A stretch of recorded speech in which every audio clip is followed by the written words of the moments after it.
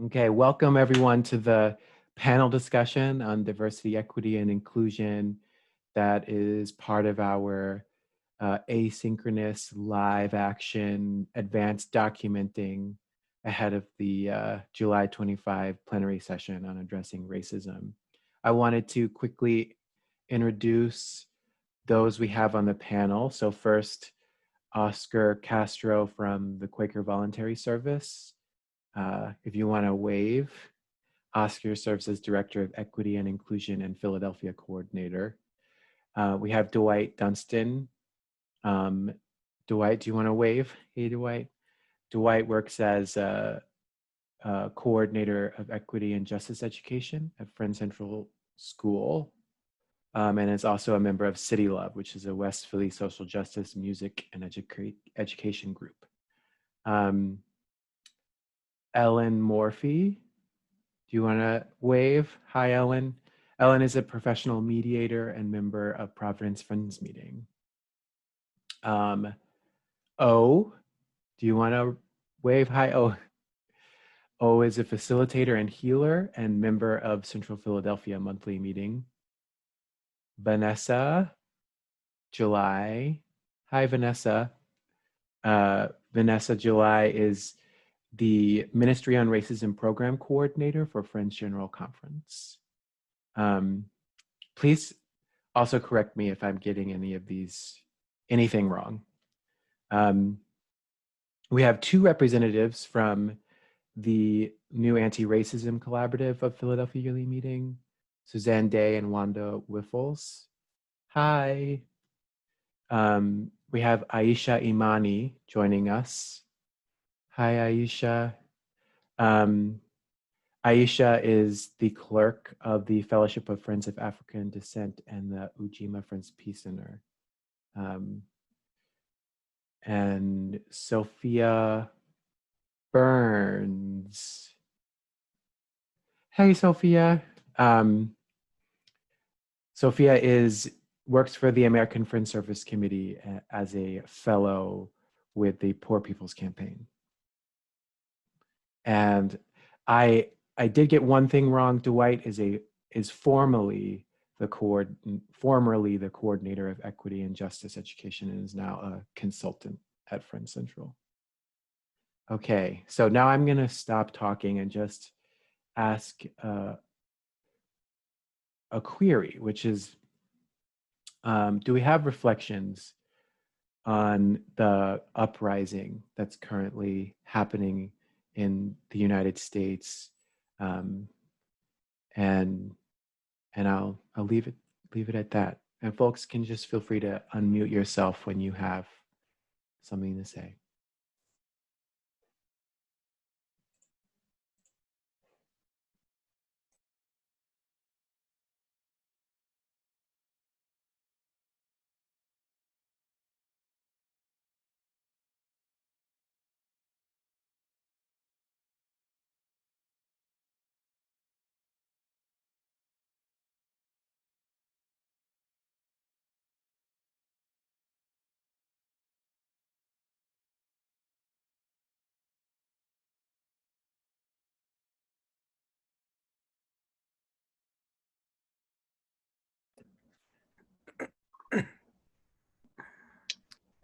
I think in the concept of up and down,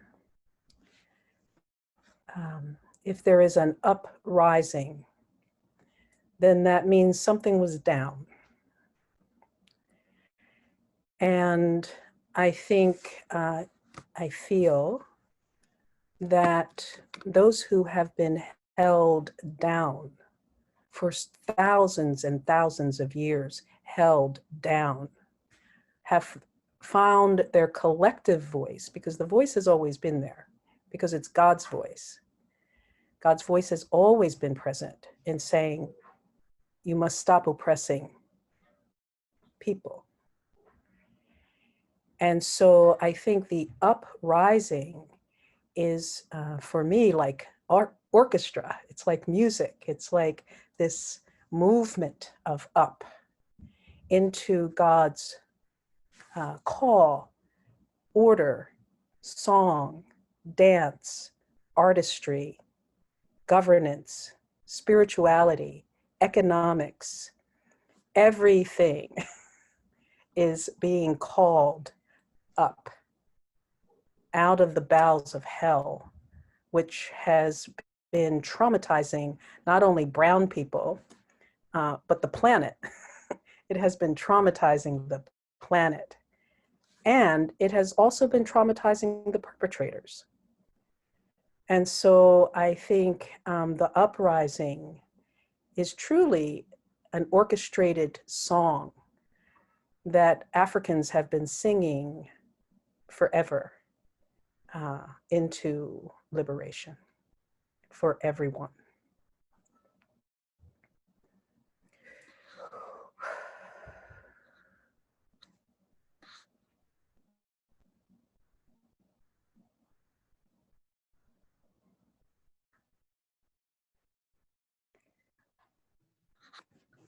I know for me, what comes up is something that is both a fear and a hope. I fear that the uprising will fade, but my hope is that it won't. And so I'm between the two. I want to do what I can to keep that hope alive and to keep it moving.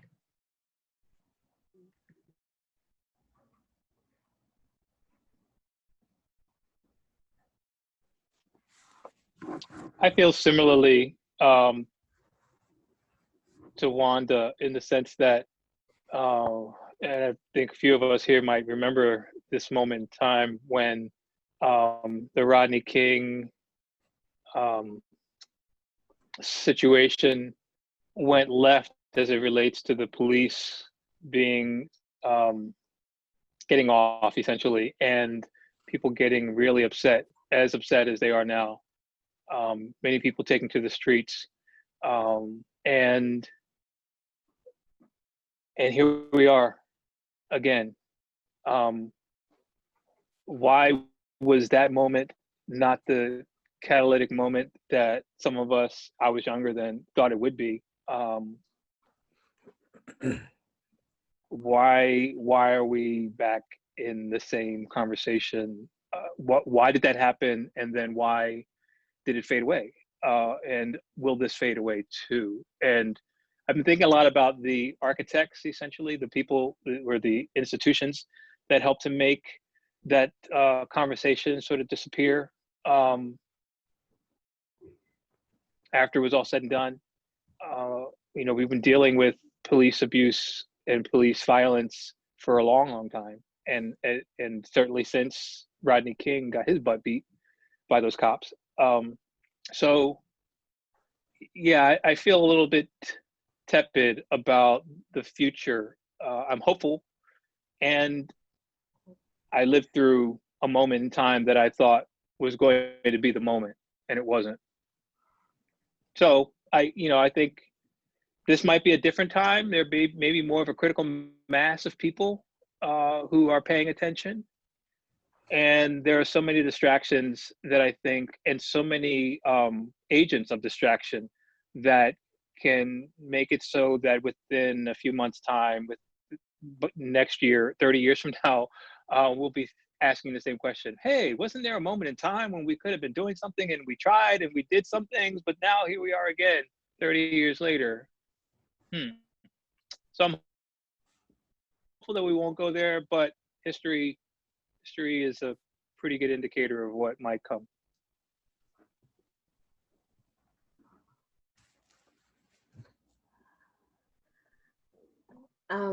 For me,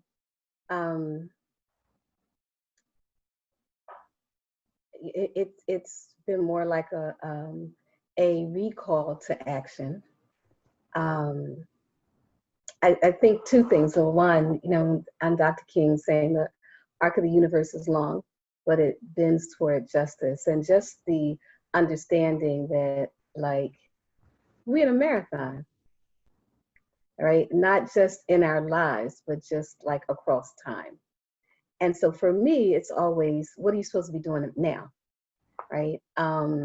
So I think about when in 2016, when it was Philando Castile and Anton Sterling on that particular July 4th weekend, and the and folks gathered, and kind of out of that grew the Ujima Friends Peace Center.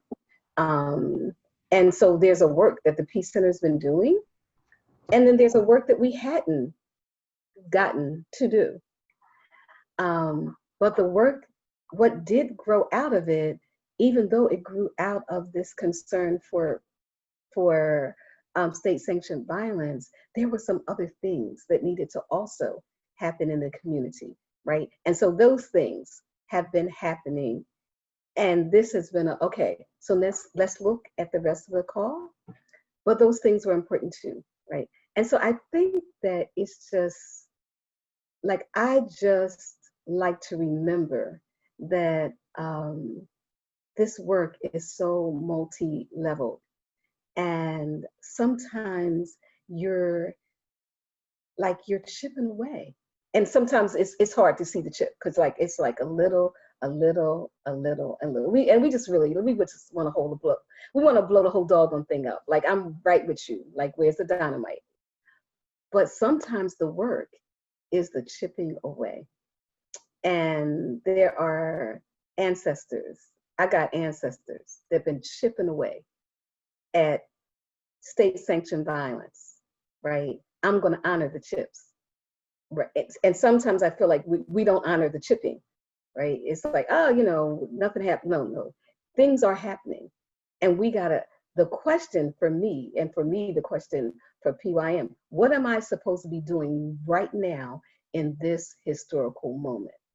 The answer is different than when I asked that question in 1965, right? The answer was different when I asked it in 72, right? And maybe I was at a different protest then, like around police brutality, right? When I asked that question in the 80s, okay, and now it's 2020, and I'm still asking the question, and the answer has been different each time. So now it's, what am I supposed to do now with who I am and what I know and what I do now? What am I supposed to do now in this historical moment?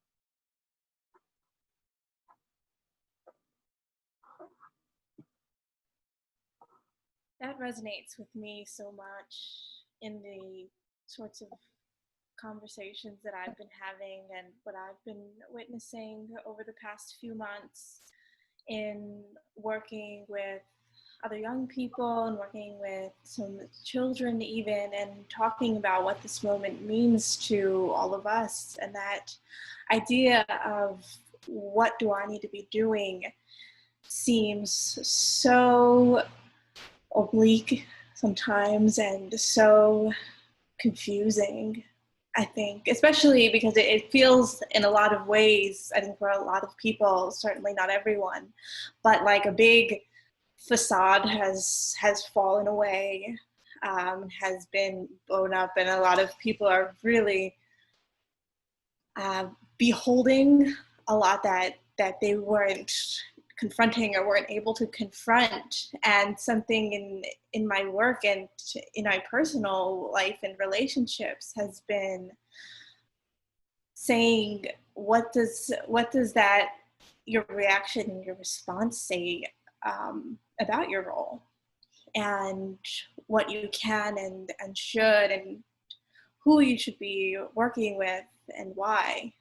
Something that I've spoken with a lot of folks recently about is this sort of inner reflective work that needs to happen to make this viable over the long term, so that you have to maybe ask these questions differently, so that we can, move differently in this movement. And as I think of it from a youth perspective, that idea that this will continue to shift is really powerful. It's something that been trying to bring to the forefront, because it's been overwhelming. And I think there's been a lot of, not disillusionment, but just so many things being exposed at once, both with COVID and with the uprisings, just the realities of the state and what it means to live in this world.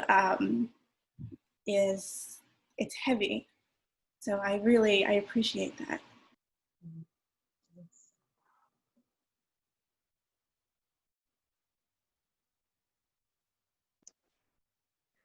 So I resonate with a lot of what has been said. And this time, I know for me, has been not just overwhelming, but also so painful. And it was clear to me that the way that I needed to support what is happening now has been to support Friends of Color in the Religious Society of Friends.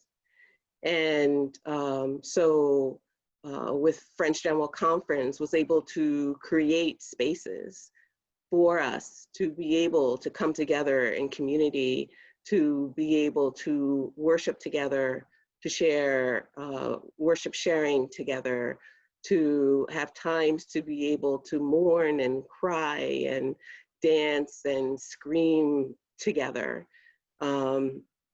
Because, you know, we, with this virus, are in many ways more isolated than several of us have been before the virus came along. Because there are many friends of color who are either the only person in their meeting or there isn't a meeting near them and don't have a way to connect and interact with each other, and or aren't getting along with their meeting.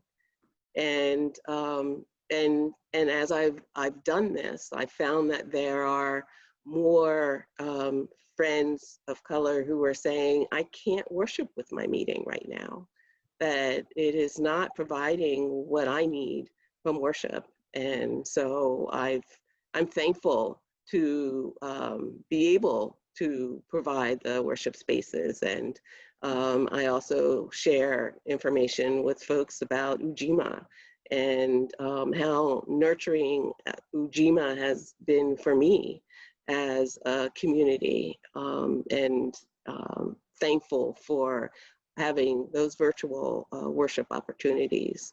So I admit that there are times when, you know, I have sadness because I'm not out there physically in the streets protesting in ways that I would like to, in the ways that I've been able to in the past, but also acknowledge that that is not my role right now, that my role is not to be out in the streets and organize. My role is to be within the Religious Society of Friends and organize and support folks, and not just folks of color. So we do have worship for people of European descent that meets weekly on Fridays, and other programs that we're talking about now that the gathering is over and our focus is not specifically as much on that, that you know, putting more resources into providing other spaces and helping other folks be able to connect with each other and find, you know, what is my responsibility in this? You know, what is it that I can do to keep this, to make this a movement, not a moment, and to keep it moving forward.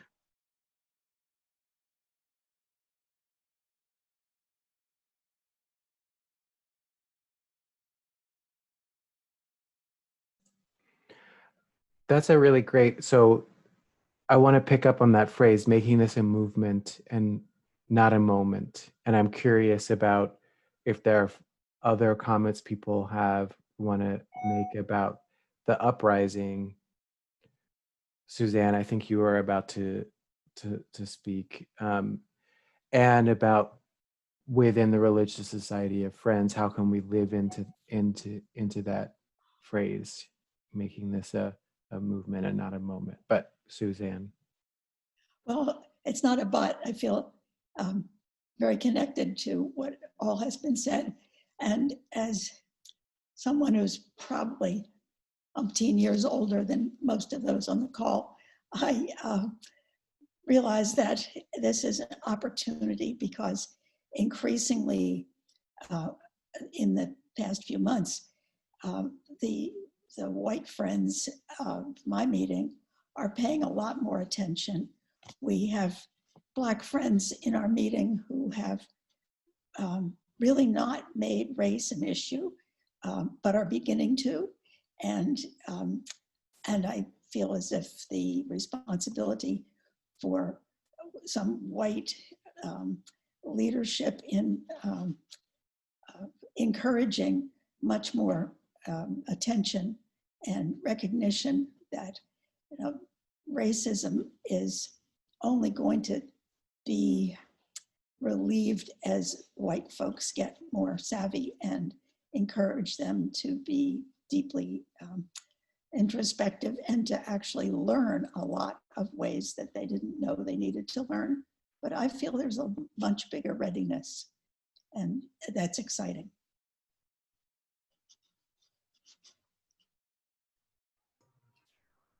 If I may, I have to echo Suzanne that is a difference.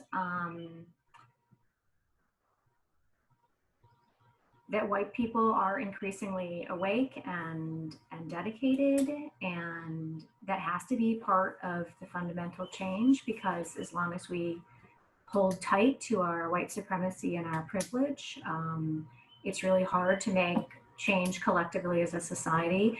And though, you know, there's been some concern that we'll lose momentum, and we hope we don't lose momentum, I feel like a little bit of a naysayer, we will lose some momentum. But I do not believe we will ever go back to where we are, where we have been. You know, the arc, you know, but it's a ripple, right? You go up, you go down, you go up, you know, but we're going to keep going up. And I think one of the fundamental differences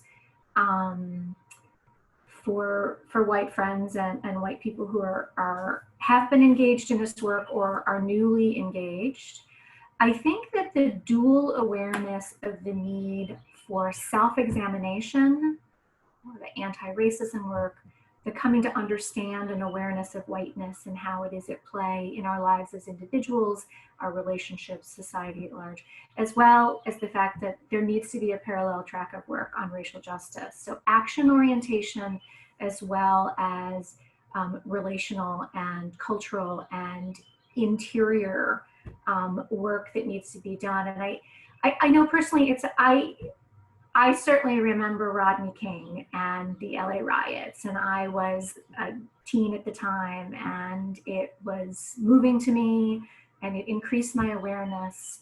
And you know, for years I've been aware of and calling for change, aware around injustices related to race and calling for racial justice changes, and then becoming more active. But it was later that I realized I had not done internal work and it needed doing. And when you're on one track or the other track, you are going to be limited. I mean, it's limited anyways. I'm 53 years old. That's a lot of unlearning I've got to do, a lot of unlearning. But I think that increased awareness of needing to work on both tracks makes this moment different than some past moments.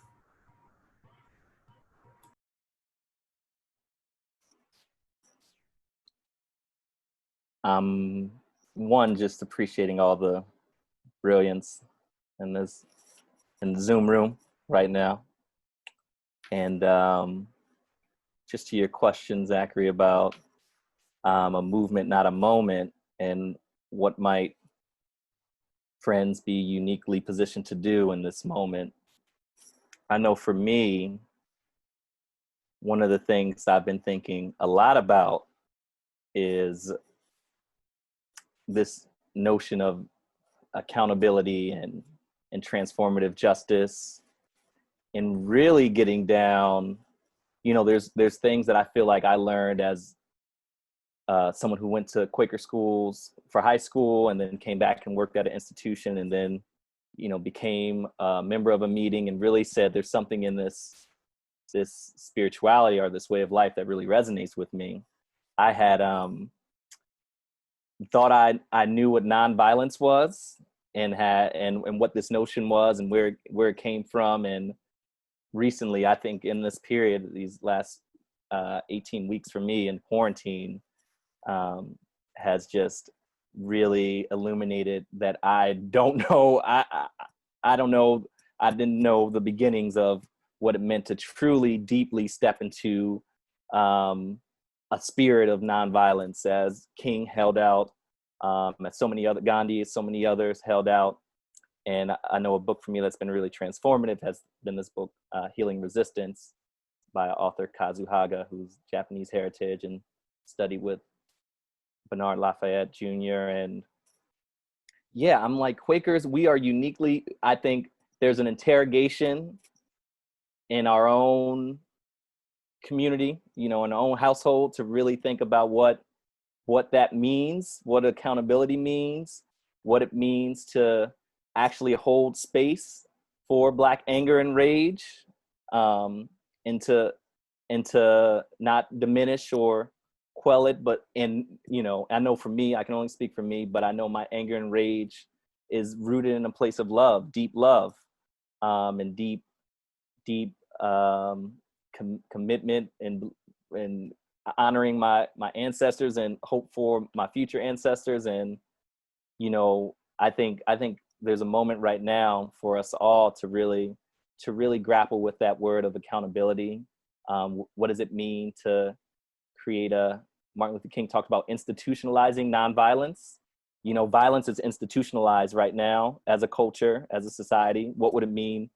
And people often think of nonviolence as the opposite, but it's the antidote to violence. So what does it mean to institutionalize the antidote as friends?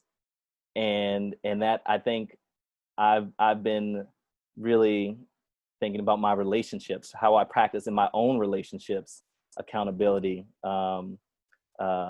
you know, calling people in, calling out the deed, calling in the person, you know, and being mindful of the feelings and things that come up in me when somebody's gracious enough to give me that gift of calling out my deed and calling me in.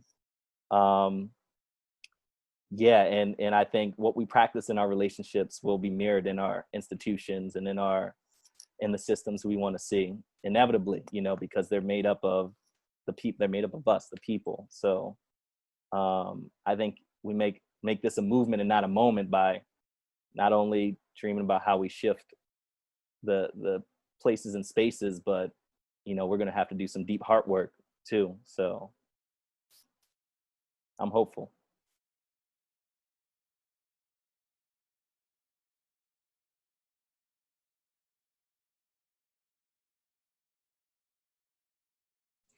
Yeah, that word accountability really comes up a lot in Quaker spaces, especially in the yearly meeting. And I'm super curious if other folks have thoughts about that, or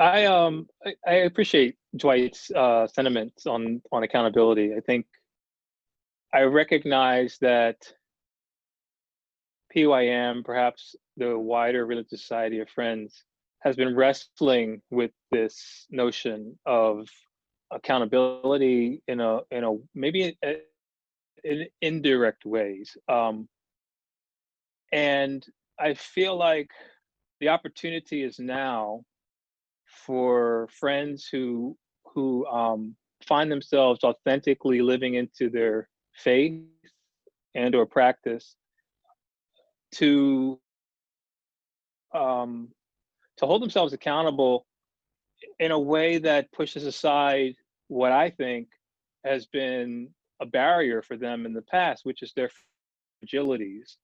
I mean, I think the history, at least the last few years of things that I've been privy to, both here in Philadelphia and outside of Philadelphia, where friends have recoiled, have been taken aback, have resisted accountability because of their fragility, and recognizing that, at least what I think I'm coming to learn lately, is that fragility is not, it's not just a white thing, right? There is white fragility, but we're all at times going to find ourselves recoiling and maybe dismissing the calling out and the calling in, because we're thinking that, no, how could you misinterpret? No, but I'm a good, but no. And those are all the things that get in the way. You know, I, as a male presenting person who was raised in, for the most part, you know, patriarchal context, it's taking me years to undo a lot of the damage that was done. And I'm not entirely there yet. So, you know, when I get called out / called in, I really think that that's a moment for me to accept my fragility, but also to hold myself accountable to what's being shared. You know, how I've harmed somebody, how I've hurt somebody, how I could have potentially harmed or hurt somebody. And I'm finding that more widely, but, you know, also within the context of the, you know, the Religious Society of Friends, that white people are starting to seem to be less fragile about those things that they would have been more fragile about a few weeks ago, a few years ago. And I see that as hope, I honestly do, because I think that's important. And I don't see Philadelphia Yearly Meeting moving in the direction it wants to go to unless at both the institutional level and at the local meeting level, at the monthly meeting level, there's a serious accountability consciousness that's going on. And people need to do the work on their fragility. Doesn't make them bad people that they have fragility. It means they're human. But being able to be aware of that fragility is also human. And I think that's the higher road. You know, we have base emotions. We have, you know, tendencies as humans that could be mirrored as animalistic because we are animals. But we're a particular kind of an animal. And that this Homo sapien thing allows us, you know, I don't know that we're better than animals that don't talk and speak and do the things that we do. You know, there are a lot of vegetarians and vegans who would argue that animals are just as important as any human life form. But we do have this sentience that is different, I think, and allows us to do different, to be different, especially when we are aware of the opportunity to do and be different. And I see that happening, and I really think that the other challenge is that you know, our branch of the Quaker tree is our branch of the Quaker tree. There are a few other branches on this tree, and if we're talking about the wider Quaker consciousness, which is very diverse, there are a lot of things that we're going to have to work through as it relates to the broader Religious Society of Friends across the globe, not just in North America or in Philadelphia. So, you know, I think our work as it relates to racial justice and racial equity is before us, but we need to be, accountability-wise, we need to be thinking intersectionally as well. And I don't know that Friends in the moment are thinking in that intersectional way. I think right now the spotlight is on racial justice and racial equity, but also recognizing that trans men and trans women are being brutalized and killed, that Native American women are being disappeared all the time.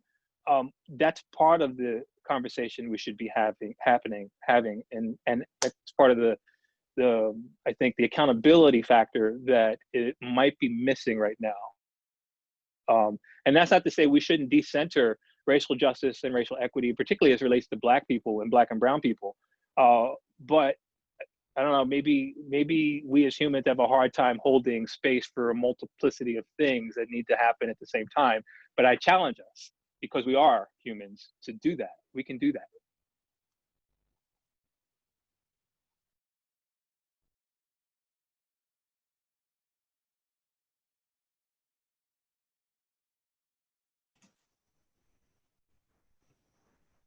I'm excited about the word accountability. The question for me becomes, and what are we accountable to?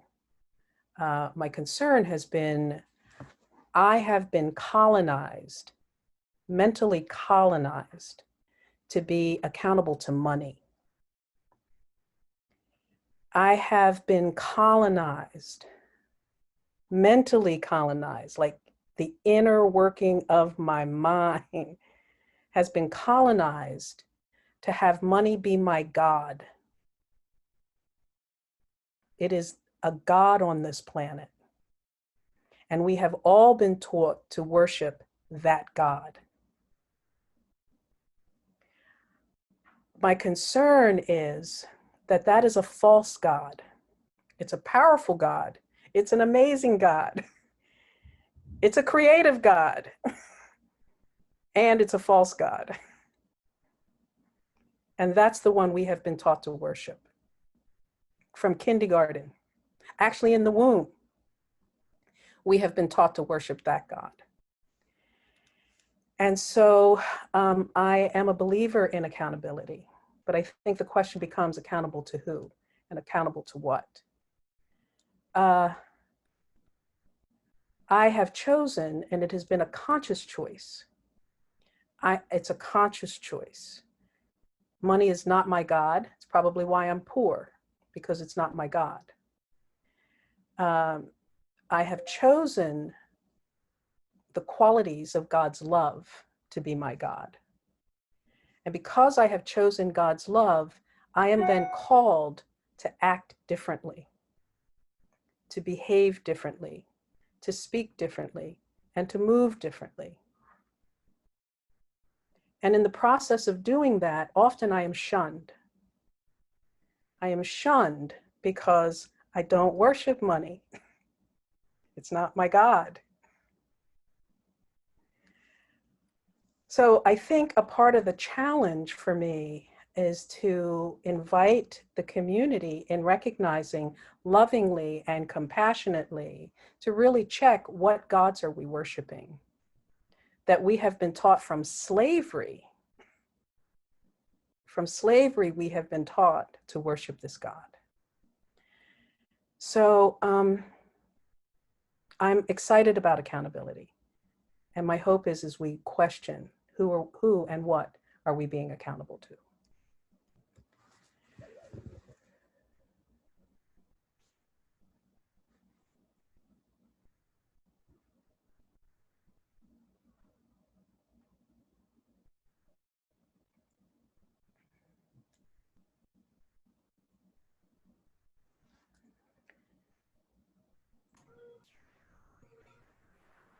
Well, I don't think it's as profound or poetic as O's framing. I think for her same question, what are we accountable to, that I would also poke around at who the we is.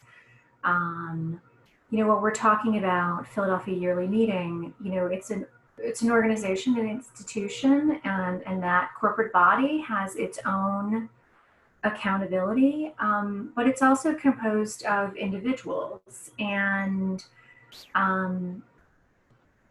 sometimes within an organization, you might have a subset of people who are specifically dedicated to advancing an issue or monitoring how well an issue or goal is being addressed. I think in the issues around racial justice and anti-racism work and diversity and equity and inclusion, every single layer of we has to be working on this. and in different ways, and it's going to be done differently, but there's no single part of a corporate body that can be out of the program, out of the game, and have it work. It absolutely has to be on almost a cellular level, if you will. It has to be absolutely every person, every committee, every working group, as well as, you know, the organization as a whole. And that's hard to be accountable with that level of granularity. But I think that the first step to being accountable is that you're actually engaged on every single one of those levels. Probably maybe the first accountability check is every level engaged in some way? Where are we not engaged? Because any part of that is omitted, I think, is inherently, I want to say a failure. Maybe it's a limitation in your success, but I think it's probably really inherently a failure. Every part of the body must be engaged.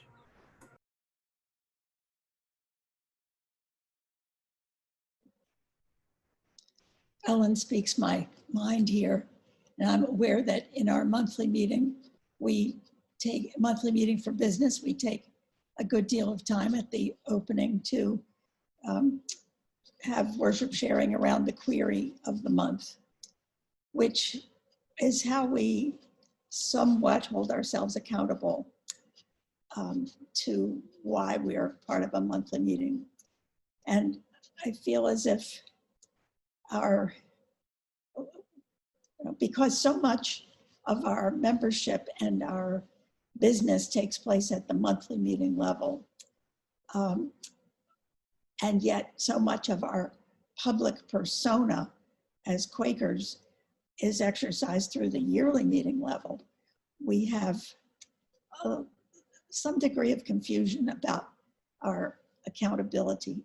And really a lot of people join because of the non-doctrinaire way of being accountable, or sometimes only accountable to oneself, which is not true membership in our religious society of friends. So I just echo that importance of realizing that accountability needs to be interlaced, but our structure is a bit ambiguous about how to do that.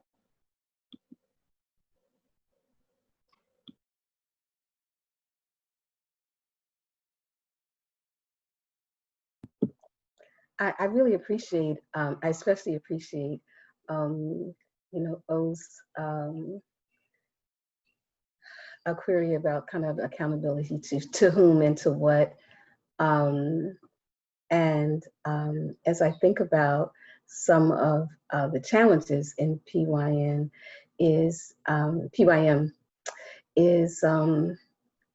the challenge that comes with creating structures that are characterized by communal accountability. And I think that that's different even than each one of us is accountable, right? It's more than the sum of the parts, right? This idea of being communally accountable and then building structures where there is communal accountability, which is even different than building a structure where even everyone is accountable to a particular entity. It's like there's this, it's throughout, it's in the process, and it's just interwoven in the community. And so everybody is accountable and each person is accountable. And we've created a structure, right, that ensures that. And in creating that structure, there has to be the clear articulation of to what are we accountable, right? So there's the accountability to money, there's the accountability, are we accountable to the ancestors that left the money? Are we accountable to future generations? So we want to make sure we have money for them. Um, um, are we accountable to the latest political movement? And so are we in the 80s, we're 70s, were we accountable to the Panther 10-point plan? In 2020, are we accountable to the Black Lives Matter platform? Like, what are we accountable to, right? And being able to really identify that as Quakers, right? I mean, is there something here that we can point to, that we are accountable to, in terms of the inner workings of the spirit, and that Quaker believe that the spirit, that the Holy Spirit can move through the community, right? And that we can hear from the divine through this communal process, right? So really being able to identify, what are we trying to hold each other accountable to? Like, where does it come from? And how do we create structures? We talk about structural racism, like the response has to be a structure, it can't be a feeling, right? And so how do we create structures that are characterized by communal responsibility that's rooted in our faith? Is the question for me.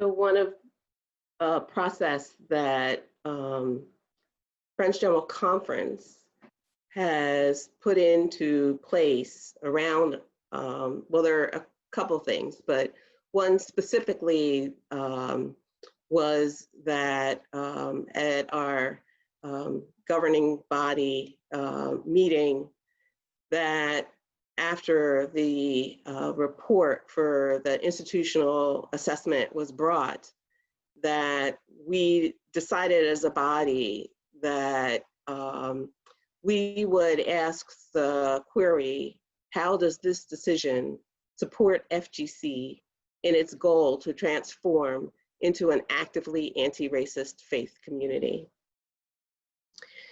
And that is a query that we use in decision-making within the body. When decisions are made or being talked about being made, that query is asked. And I've been present when the response was, it doesn't. And so therefore we're not going to do it. Central Philadelphia monthly meeting, after I gave a presentation to our meeting about the assessment and the report, actually instituted their own question, which we use during our business sessions and in our committee meetings. How does our work and this discussion support Central Philadelphia monthly meeting in its goal to transform into an actively anti-racist faith community? So that is one way in which our meeting is making itself as a community be accountable.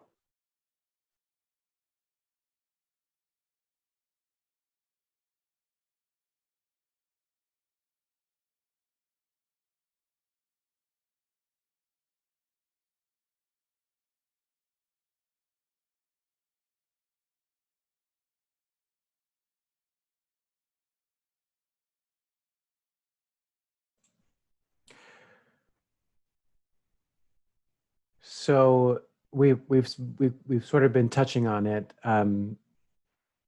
in talking about accountability.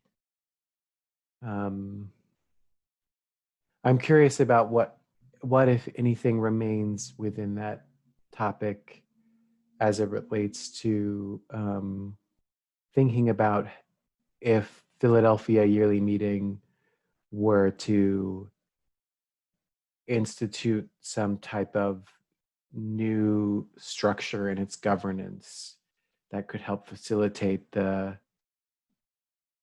mutual accountability rooted in our faith tradition. Is it, what is that about? What would it look like? Is that the direction we should be going? Is that the question to be asking in this moment?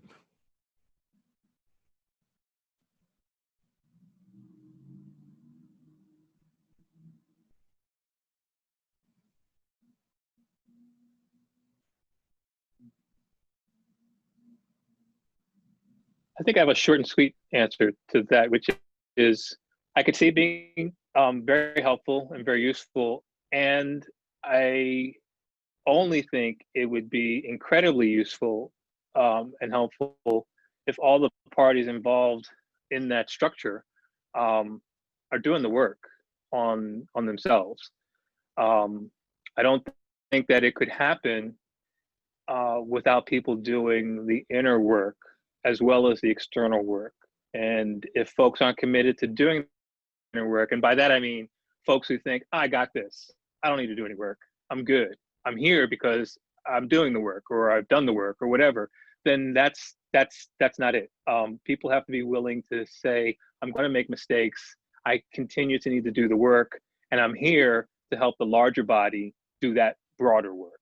If it's not happening at an individual level, those people can't, I think, be a part of the broader conversation.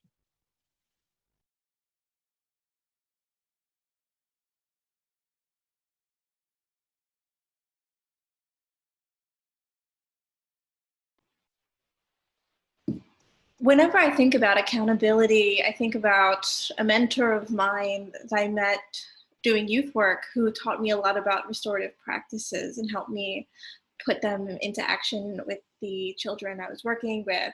And she would always emphasize that restoration and restorative justice comes out of community. So if you spend 75% of your time building community, you should only have to spend 25% of your time, sorry, my thing just froze, 25% of your time resolving conflict. So when I think about structures, I think structure that doesn't arise organically can be fraught with a lot of anxieties, a lot of personal insecurities, and a lot of, maybe misdirection might be a word. I think I've been a part of many of these structures, I think as a student or as a program leader and things like that. And to me, the structuredness of justice and really anything that is transformative has come out of the way that we go about treating one another, the way that we transform, the way that you know, if we were a collective, the way that I speak to Wanda, the way I listen to Oscar. And so when I think about making a structure, I think that they arise out of these practices. So my question would be more so, how is PYM building community across meetings, across geographies, across identities, things like that? And that's something I've gotten to do a little bit of with the Poor People's Campaign that I've been really, really excited about. And that's sort of been my goal, is to see how these seeds will grow. What will they look like? I don't know yet.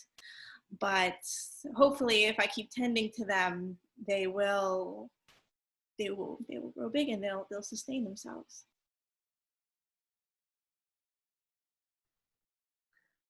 I know as we're building our anti-racism collaborative, we very much feel accountable to the meetings that we're going to be reaching out to.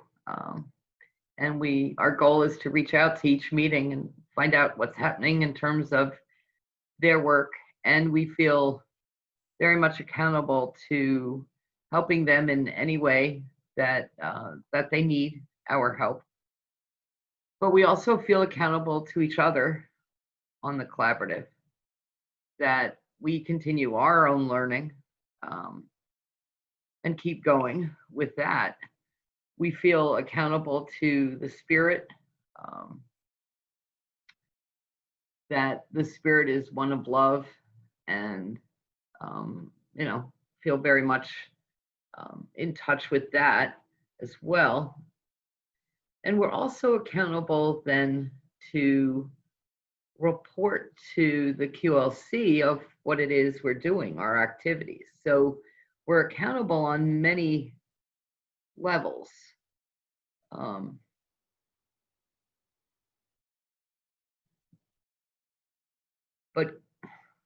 I'm not really sure where I'm going with this, but in the end, we're accountable to that of God in everyone that we are in touch with in any way. And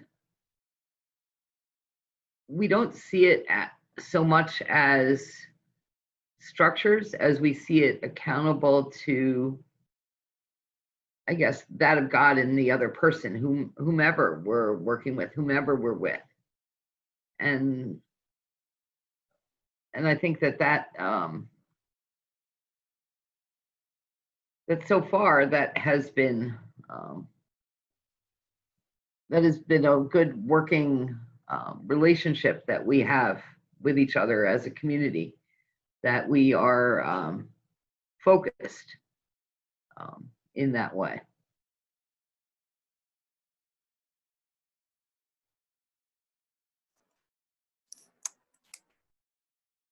I'm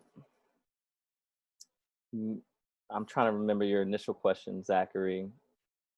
I think it was maybe like, what does that structure look like, or what could it look like, or something, or what could it be? And the first part of me was like, I know PYM is working on stuff, and I'm like, you could pay somebody to come up with a bunch of ideas and throw them out, and and have it structurally look a particular way.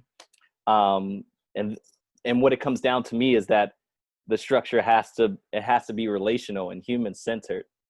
And I'm thinking about O's point. If we've been taught to value and worship money, if it's money centered, then the relationships with the humans is going to be fraught. And if I'm looked at as less than human because I'm Black, then the human centeredness, relationalness it's not going to work, So I really think about and was appreciating Sophia that 75-25, that was deep for me. Thinking about whatever the structure is, it has to be human centered, and that is totally honestly, it feels for me totally antithetical to capitalism, to all the systems, like these systems aren't. I try and make sense of like, why aren't we treating each other with love? And I try and fit my relational, human-centered outlook, or what I hope I'm bringing to the world, into the system that actually doesn't compute, right? I'm like, oh, right, the system isn't human-centered. It's not relational. It actually only works if we treat each other like crap. And that's how it works best, And so we gotta, whatever the structure is that PYM decides to step into, I know it, for me, it just feels like it has to be human-centered. And what that would look like will depend on the humans in the space, and they'll be able to tell you when they don't feel, their humanity is being honored, It's just like, and, recorrecting and figuring out how to stay in it when it gets tight and gets hard and we want to throw each other out and beat each other up, but we like figure out how we're going to stay in the project. And like Mama Aisha said earlier, this is like years long play. We might not see all the flowers. We might just see some buds come up in our lifetime. But I was reading about like making how, I believe in the same book, Japanese companies, this author heard that Japanese companies make 500-year strategic plans. And then they asked somebody, this author says, I asked somebody, and they were like, we don't make 500 years. That's too long. It's 250 years. And I'm like, what would it look like to make a 250-year plan that's relational and human-centered? That'd be quite a, you know, I would love to just see the brilliance and the vision and creativity that folks will come up with, you know, and all those things. You know, I think it's so important that we're creative in thinking about all these things, that we just are the best, biggest, most bold artists that we can be in this time. So yeah, human-centered. Thank you, Dwight. I feel like that is a really great way for us to wrap up our time together. And I also think about something you also said earlier, Dwight, about how we need to honor the rage and anger from Black folks and also other marginalized people and we need to make space for that kind of emotion. And it seems to be in sync with what you've been saying about and what we've been saying about a human-centered process. So I just wanted to name that too. And I'm curious if there's anything else on folks' hearts before we wrap up with deeply felt gratitude for our time from me. I have something. So I want to challenge us to think about. Well, let me say, one of the things that's been exciting about hearing some of the folks on the panel, I'm just so grateful that I got a chance to bear witness to the movement of the Spirit on this panel. Is like, it was so exciting to hear people talk about community and humanity and that 75-25. And I do worry about when our framework and even when our language has to do with what we're against. So I think about this whole kind of anti-racism thing, kind of versus like, what are we for, right? Like, what does racial justice kind of demand of us? Because I think, like when we look at our Quaker foreparents and we think about those that were involved in anti-slavery, right? And there was some wonderful work that happened there, but it was also clear, and Vanessa's the expert here, but it was also clear that beyond the being against slavery, that there had not been the vision for, okay, we know what you're against, but what you for? Oh, okay, so we can see what you're for because you built all white Quaker institutions. You built that white Quaker school. You made people sit in the back bench. So we clear that you may have united around, I'm against this, right? But we didn't know that you weren't for some other things, right? So I do think it's so important that we articulate our vision for what it means to create this space where we can be fully human and fully divine, right? And we create space that's safe for all of that to happen. And so I am hoping that as we continue these conversations, we'll do so thinking about like that step that's beyond, I'm against this thing here. Because I don't know that after we finish being against that, whether we'll still be in community with one another. And to build community, you really build community that is sustainable based on what you for and what you share as human beings, and not what you're against. I am really touched by what you just said, because there was, within the anti-racism collaborative, there was discussion, how are we naming ourselves? And is this the correct name? And I really appreciate that. And I want to take that back to the collaborative. Thank you. I also want to identify that Jesus was known as the Word of God. And so Jesus knew the power of words. knew the power of words. And so I would like to offer up that when we were created in order to live here, right? We were created to live here. When we were created to live here, we were organized.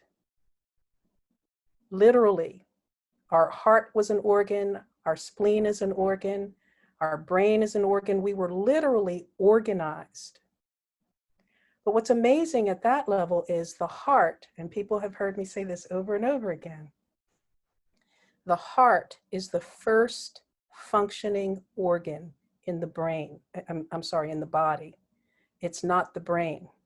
The brain is not the first functioning organ. Actually, the brain is the youngest. The heart is the elder. And so my prayer is that we get closer and closer to how God has organized us so that we can live here, remembering that the heart is the elder, not the brain. And we need both. You need the brain and you need the heart, but the heart is the elder.